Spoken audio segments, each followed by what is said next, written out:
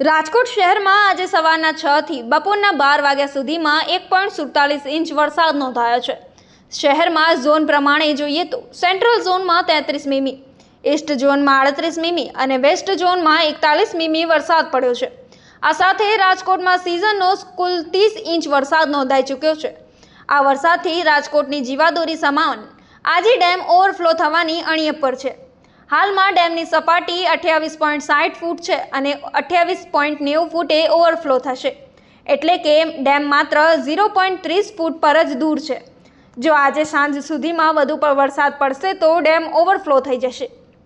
આ પરિસ્થિતિને ધ્યાનમાં રાખીને ડેપ્યુટી મનપા કમિશનર સહિતના અધિકારીઓએ આજી ડેમની મુલાકાત લીધી છે અને નીચાણવાળા વિસ્તારોમાં રહેતા લોકોને સાવચેત રહેવા પણ સૂચનાઓ આપવામાં આવી છે।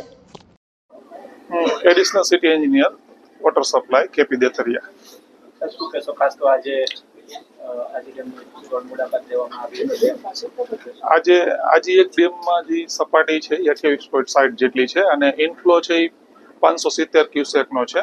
જો આ જ રીતે ફ્લો જળવાઈ રહે તો સાંજ સુધીમાં ઓવરફ્લો થવાની શક્યતા છે અને 29 ફૂટે આપણે ઓવરફ્લો થતો હોય છે। તો આજની સ્થિતિને ધ્યાને લેતા અને જો ઇનફ્લો આ રીતે જળવાઈ રહે તો સાંજ સુધીમાં થાય એ રીતની ગણતરી છે। આસપાસના જે ગામો છે નીચાણવાળા વિસ્તારોમાં નદીમાં ખાસ કરીને તો આપણે જંગલેશ્વર, ચુનારવાડા અને વિસ્તારો આવતા હોય છે, નદી કાંઠેના જે વિસ્તારો હોય છે એને ત્યાં એલર્ટ કરવા માટે લગત અધિકારીશ્રીઓને પણ જાણ કરવામાં આવેલ છે તેમજ ફાયરની ટીમને પણ જાણ કરવામાં આવેલ છે। અત્યારે અમે સાઇટ ઉપર હતા, હું ને મારા સ્ટાફ ડેપ્યુટી એન્જિનિયર ને આસિસ્ટન્ટ એન્જિનિયર।